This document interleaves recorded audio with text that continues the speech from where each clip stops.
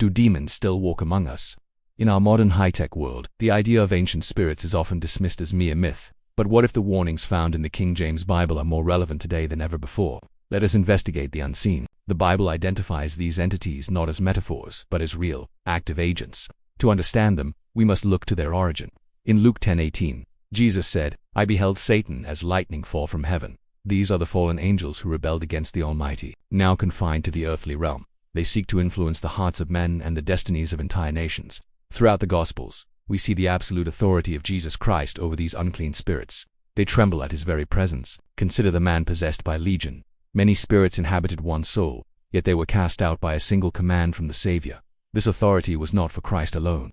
He empowered his followers to stand firm against the darkness through faith and prayer. In our modern age, the battle has shifted. It is no longer found only in the desert, but in the chaos of our cities. Addiction, deception, and overwhelming confusion are the hallmarks of modern spiritual influence.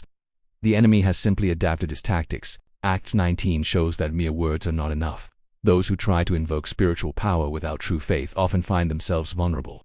Ephesians 6:12 reminds us, "For we wrestle not against flesh and blood, but against principalities, against powers, against the rulers of the darkness." These wickedness in high places are depicted as spiritual forces hovering over the seats of power in the maps of our nations.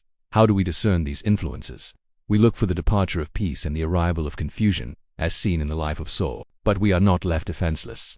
God has provided the full armor for every believer to withstand the evil day: the belt of truth, the breastplate of righteousness, and the shield of faith to quench all the fiery darts of the wicked. James 4:7 gives us the key. "Submit yourselves therefore to God. Resist the devil, and he will flee from you." The battle is real, but the victory is already won for those who walk in the light. Are you prepared for the conflict? Be vigilant, be sober. Subscribe for more biblical insights and watch our next video to deepen your spiritual walk. God bless.